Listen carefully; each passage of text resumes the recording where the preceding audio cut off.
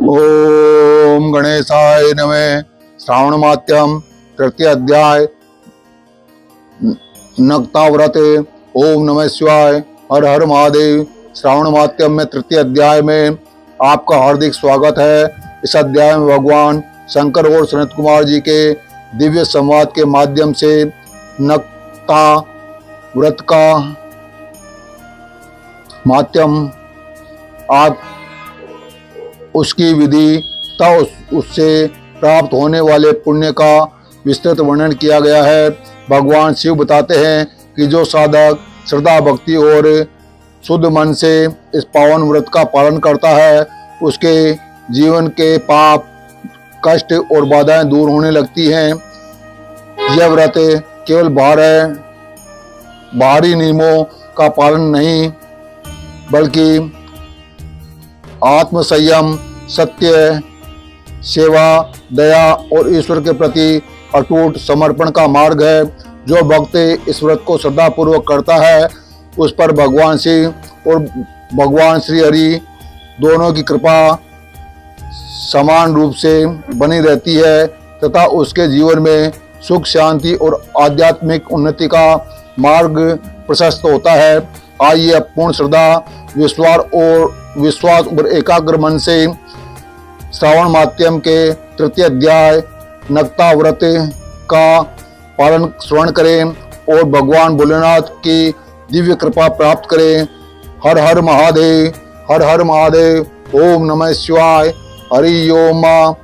सनत कुमार जी भगवान शंकर से बोले, आपने व्रत समुदाय का उद्देश्य बताया परंतु मेरी जिज्ञासा शांत नहीं हुई है। आप विस्तार पूर्वक इन व्रतों को बताने की कृपा करें। आप खोलकर मुझे समझाएं जिसे सुनकर मैं कृतकृत्य हो जाऊं। सनत कुमार की प्रार्थना पर भगवान महादेव बोले, जो भक्त श्रावण मास को नक्त व्रत कर व्यतीत करता है वह संपूर्ण वर्ष इस नक्त व्रत का फल भोगता रहता है। दिन की समाप्ति से 3 घड़ी पहले रात्रि को भोजन करे नक्त व्रत कहा जाता है। नक्त व्रत भोजन में सूर्यास्त से 3 घंटे पहले के समय को छोड़कर शेष समय लिया जाता है। सूर्यास्त से पहले के 3 घंटों को संध्या काल कहा जाता है। संध्या काल में आहार, मैथुन, निद्रा, स्वाध्याय करना वर्जित है। अब मैं तुम्हें गृहस्थ एवं सन्यासी के भेद से नक्त भोजन की 2 प्रकार की व्यवस्था बताता हूँ। ध्यान पूर्वक सुनो। जब सूर्योदय के मंद होने पर अपने शरीर की छाया दुगनी हो जाए उस समय को सन्यासी के लिए नक्त भोजन व्रत कहा है। शास्त्रों में गृहस्थ के लिए नक्षत्र के उदय होने पर रात्रि भोजन करने को नक्त भोजन व्रत कहा है। शास्त्रों में सन्यासियों के लिए रात्रि काल में भोजन निषिद्ध हो जाने से दिन के अष्टम भाग में भोजन करना बताया है। गृहस्थी को विधि द्वारा रात्रि में नक्त व्रत का भोजन करना चाहिए। सन्यासी, विधवा तथा विदुर को सूर्यास्त से पहले ही भोजन करने का विधान है। पुत्रवान, आश्रयहीन तथा स्त्रीहीन पुत्रवान विदुर को रात्रि में भोजन करना निषिद्ध है। श्रावण मास में नक्त व्रत करने वाले प्राणी उत्तम गति को प्राप्त होते हैं। श्रावण मास के प्रारंभ होने पर प्रतिपदा तिथि में प्रातःकाल मनुष्य यह प्रतिज्ञा करे कि मैं पूरे श्रावण मास में ब्रह्मचर्य का पालन करूंगा तथा प्रतिदिन प्रातः स्नान करूंगा। नक्त व्रत, रात्रि शयन तथा अन्य प्राणियों पर दया भाव रखूंगा। वह यह भी संकल्प करे यदि मैं इस व्रत के प्रारंभ होने के बाद और इस व्रत की समाप्ति से पूर्व मर जाऊं तो हे भगवान उस स्थिति में आपके प्रसाद से मेरा व्रत परिपूर्ण हो जाए। नक्त व्रत करता हुआ प्राणी मुझे अति प्रिय हो जाता है। ब्राह्मण द्वारा यह स्वयं रुद्र का 1 मास तक जो अभिषेक करता है उस पर मेरी सदैव कृपा दृष्टि रहती है क्योंकि मुझे जलधारा अति प्रिय है। श्रावण मास में जो प्राणी अधिक स्वादिष्ट भोजन या उपयोगी वस्तु ब्राह्मण को देता है वह मुझे बहुत प्रिय है। हे सनत कुमार, अब मुझसे उत्तम लक्ष्य पूजा विधि को ध्यान पूर्वक सुनो।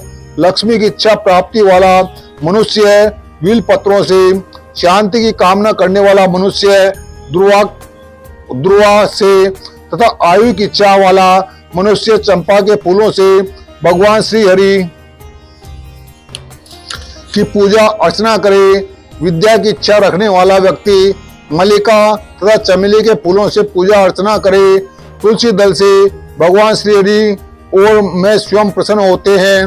पुत्र की कामना रखने वाला व्यक्ति कटेरी के फूलों से पूजा अर्चना करे। जिसे बुरे बुरे स्वप्न दिखाई देते हो वह उनके नाश के लिए उत्तम धान्य से पूजा अर्चना करे। देव के सम्मुख रंगवल्ली, पद्म, स्वास्तिक और चक्र आदि बनाकर भगवान विभु की पूजा अर्चना करे। संपूर्ण कामनाओं की पूर्ति के लिए सब पुष्पों से मनुष्य को पूजा अर्चना करनी चाहिए। लक्ष्मी पूजा करने से मैं भगवान शिव सदा प्रसन्न रहता हूँ। अंत में उद्यापन करना चाहिए। उद्यापन के लिए मंडप बनवाकर उसके तीसरे भाग में वेदी बनानी चाहिए। पुण्यावाचन कर आचार्य का वर्ण करना चाहिए। मंडप में बैठकर रात्रि जागरण कर वेद पाठ करना चाहिए। वेदी पर उत्तम चतुर्लिंग तो भद्र बनाकर उसके मध्य में चावलों के सुंदर कैलाश का निर्माण करना चाहिए। उस वेदी में यथास्थान तांबे का कलश स्थापित करना चाहिए। उसमें पंचपल्लव तथा सूक्ष्म वस्त्र रखने चाहिए। उसमें भगवान शंकर की स्वर्ण की मूर्ति को पंचामृत से स्नान कराकर स्थापित कर अर्चना करें। नैवेद्य युक्त धूप दीप गीत वाद्य नृत्य तथा वेद शास्त्र पुराण द्वारा रात में जागरण करना चाहिए तथा प्रातः काल होने पर स्नान करना चाहिए। पवित्र शास्त्रोक्त विधान से वेदी बनानी चाहिए। तिल घी पायस मूल मंत्र गायत्री शिव सहस्त्र नाम से हवन करना चाहिए। जिस मंत्र से पूजन किया है उस मंत्र से हवन करना चाहिए। खांड घी चावल से हवन करना चाहिए। हवन समाप्ति पर पूर्ण आहुति देनी चाहिए। प्रातः वस्त्र अलंकार आभूषण से आचार्य का अर्चन करना चाहिए। ब्राह्मण का पूजन कर उन्हें दक्षिणा देनी चाहिए। जिन मंत्रों से भगवान शिव की लक्ष्य पूजा की है उन चीजों को दान करना होता है। स्वर्ण निर्मित भगवान शंकर की मूर्ति का अर्चन करें।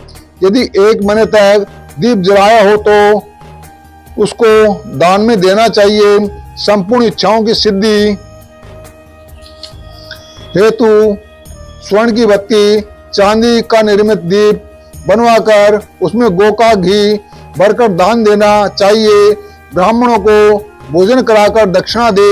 इस प्रकार जो मेरी अर्चना करता है मैं उस पर सदैव प्रसन्न रहता हूँ। जो मनुष्य श्रावण मास में अपनी प्यारी वस्तु त्याग करता है और वह मुझे अर्पण की जाती है तो हे मुने उस फल को सुनो। इस लोक में तथा परलोक में वह वस्तु लाख गुना होकर मिलती है। निष्काम भाव से त्यागने पर उत्तम गति की प्राप्ति होती है। जो भक्त मेरा रुद्री पाठ करता है वह प्रति अक्षर करोड़ वर्ष तक रुद्रलोक में निवास करता है।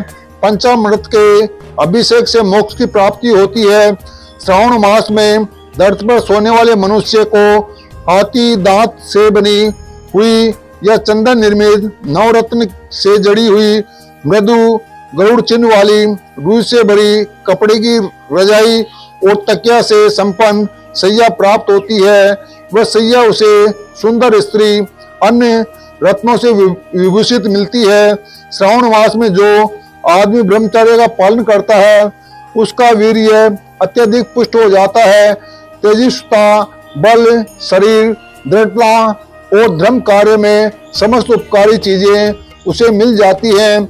जो आदमी इस मास में मौन व्रत धारण करता है वह श्रेष्ठ वक्ता हो जाता है। मौन व्रत दिन या रात या भोजन के समय रखा जा सकता है।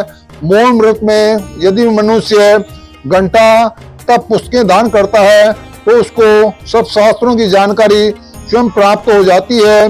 वह मौन व्रत के प्रभाव से बृहस्पति के समान बुद्धि वाला बन जाता है। मौन व्रत करने वाले मनुष्य की किसी से कलह नहीं होती है।